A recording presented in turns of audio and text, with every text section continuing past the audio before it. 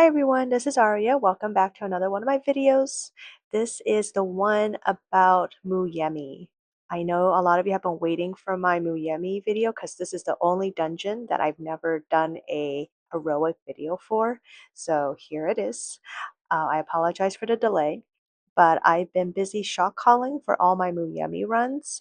And unfortunately, when I shot call, I'm not able to record the video because if I record, then my team can't hear me shot calling. So this is the awesome team where I do not need to shot call and everybody knows what they're doing.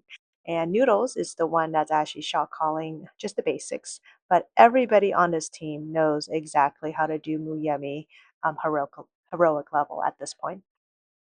In fact, at this point in time, they have already released more honor challenges for the inner dungeons. So, in fact, there's actually a lot of honors challenges for Muyemi, if you can believe that.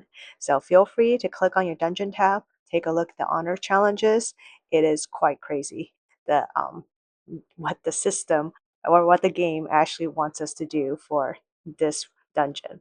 Yeah, so it is really out there. I was just shocked, like with 24 extra snakes or with extra poison puddles. It is just insane. But it is going to be a lot of fun trying to figure out a way to clear this dungeon with those honor challenges. Now, I do believe this is a heroic run with one extra werewolf. So keep that in mind as you're watching this video. And again, this is from a Sylph perspective. And as a Sylph, do you see all those little poison puddles spawning underneath me? That is because I have the Divine Eye. And as a Sylph that has the Divine Eye, you got to be always constantly on the move. And you cannot be anywhere near the group because if you are near the group, you will spread those puddles to your group and get them killed. And also, do you see those snakes that's standing right next to me? You also have to dodge those snakes as well because you are away from the group. So always be careful if you have the Divine Eye. And the cone, the red cone, also tends to target you as well. Now, some of you are probably wondering, why is Muyemi all the way here by the stairs? Shouldn't he be close to the acolytes? This is one of those methods where the tank will draw Muyemi away from the acolytes. This way, the DPS team doesn't have to worry about the acolytes in this situation. So again, this is just one method of how to do Muyemi. There's many different ways. Sometimes this team will switch it up. Sometimes they'll do the acolyte method where you're starting at the starting point for this game. But it's just for this run, they took Muyemi away from the acolytes. So you just got to be careful not to be killed by the left or the right acolyte as a sylph. And of course, as a sylph, you're either going to have the Toxling Orb or the Divine Eye. So you want to make sure, if you look at the red words right there in the middle top, it says Crimson Water Illusion.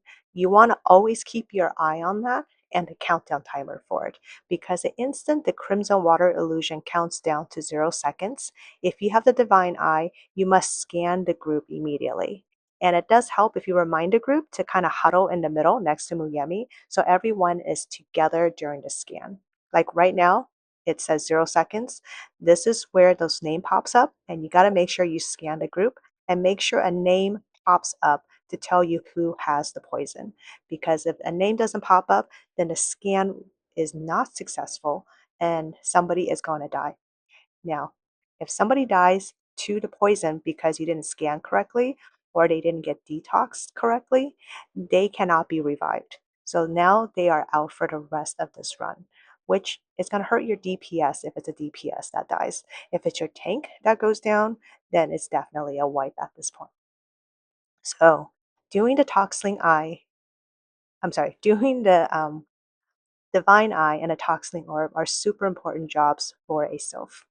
Now, once you hit the 50% mark for Muyemi, the Dragon Quake will appear, and you have to make sure that you are in the shield. Even though you have the Divine Eye, you still got to huddle in that shield to be protected from the Dragon Quake.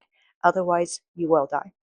And I tend to pop my Jade Flute when I am in there, just in case there's poison puddles underneath me that spawns when I'm in the Dragon Quake shield. And also by using Jade Flute when I'm in the Dragon Quake shield, I'm also contributing to some damage to the team while healing the team at the same time because everybody is so huddled together. So that's just one of my strategies when I'm running Mu Yemi as a Sylph. All right, so I think that's all the tips I have for you as a Sylph when you're running Mu Yemi. Um, if you have any questions, post it in the comments below and I will respond back to you.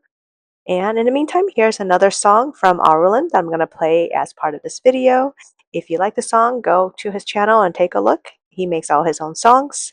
And in the meantime, thank you so much for watching. Please like and subscribe. I hope to see you next time.